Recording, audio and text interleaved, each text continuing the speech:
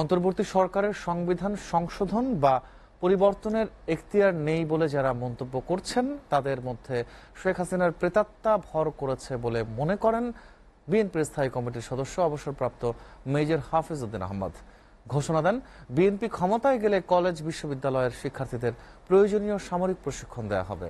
আর দেশে গণতান্ত্রিক প্রক্রিয়া ফিরিয়ে আনতে বিএনপির ভারপ্রাপ্ত চেয়ারম্যান তারেক রহমানের নামে থাকা সকল মামলা প্রত্যাহারের দাবি জানান বিএনপির স্থায়ী কমিটির সদস্য গয়েশ্বর চন্দ্র রায়। আব্দুল আহাদের প্রতিবেদন। জিয়া মঞ্চের প্রতিষ্ঠা বার্ষিকীতে বিএনপির প্রতিষ্ঠাতা ও সাবেক রাষ্ট্রপতি জিয়াউর রহমানের সমাধিতে নেতাকর্মীদের সঙ্গে নিয়ে শ্রদ্ধা জানান দলের স্থায়ী কমিটির সদস্য গয়েশ্বর চন্দ্র রায়। দুর্গাপূজাকে কেন্দ্র করে দেশকে অস্থিতিশীল করা চক্রান্ত সফল হতে দেয়া হবে না উল্লেখ করে গয়েশ্বর চন্দ্র রায় বিএনপির নেতাকর্মীদের সতর্ক অবস্থানে থাকার আহ্বান জানান। জনহিত শক্তি তারা বুঝছে না, তারা হয়তো একটা সাবনাইজ করার চেষ্টা করবে।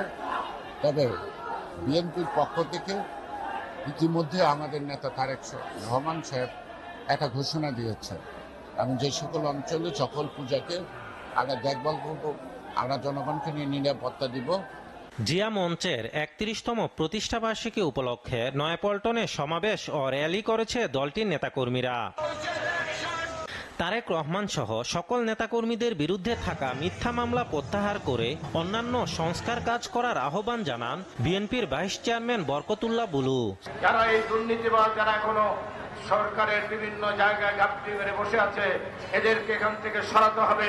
এই দুর্নীতিবাজদের গ্রেফতার করতে হবে, তাদের সম্পদ বাজেয়াপ্ত করতে হবে, তারপরে দেশে শান্তি ফিরে আসবে।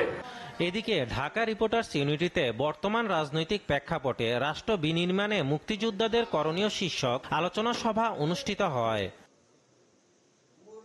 প্রধান অতিথির বক্তব্যে বিএনপির স্থায়ী কমিটির সদস্য মেজর হাফিজ অভিযোগ করেন, উপদেষ্টাদের মধ্যে অনেকে আছেন যারা স্বৈরাচারী শেখ হাসিনার পক্ষে এখনো কথা বলছে। তার আরো কেয়ারফুল হওয়া উচিত ছিল।